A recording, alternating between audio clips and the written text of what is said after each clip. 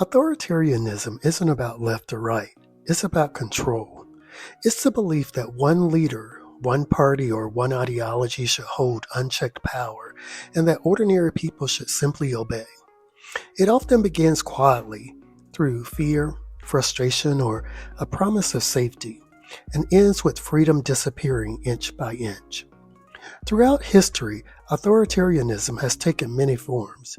Kings who ruled by divine right, fascists who ruled through nationalism, and dictators who claimed to speak for the people but silenced them instead. The pattern is always the same: concentrate power, limit dissent, control information, and call it stability. In the 20th century, authoritarianism rose out of chaos. After World War I, economic collapse and national humiliation gave men like Mussolini and Hitler their opening. They didn't seize power overnight, they exploited fear. They told citizens they'd restore order, dignity, and greatness. People wanted to believe, and little by little, freedom was traded for authority. Hitler didn't start by burning books.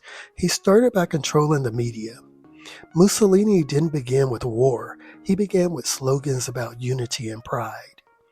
Authoritarianism sells itself as patriotism, but its real loyalty is to power.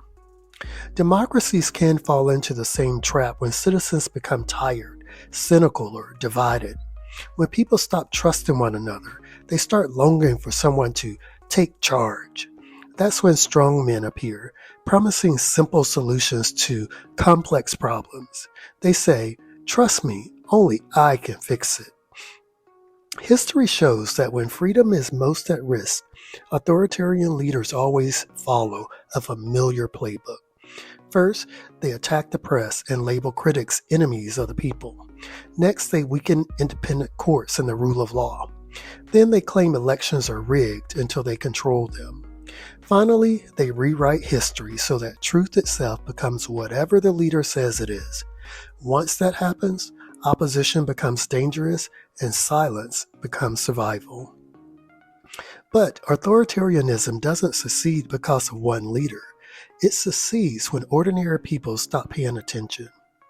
Hannah Arendt, who studied totalitarian movements, warned that what prepares people for tyranny isn't fanaticism, it's loneliness and isolation.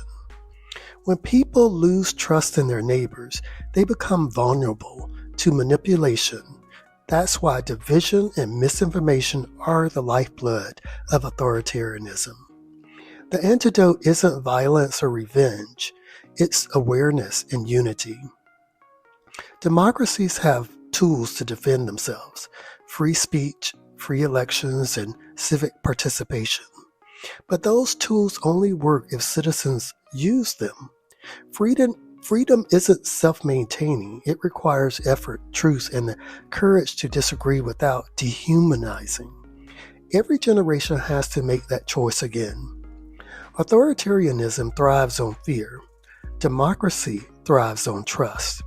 When we lift each other instead of scapegoating one another, power returns to where it belongs, in the hands of the people.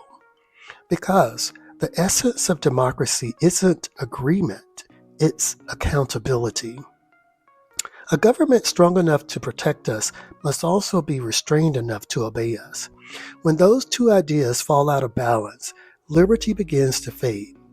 As Franklin Roosevelt once said, the only sure bulwark of continuing liberty is a government strong enough to protect the interests of the people and a people strong enough and well enough informed to maintain its sovereign control over its government. That's the contract of freedom, and every generation must renew it.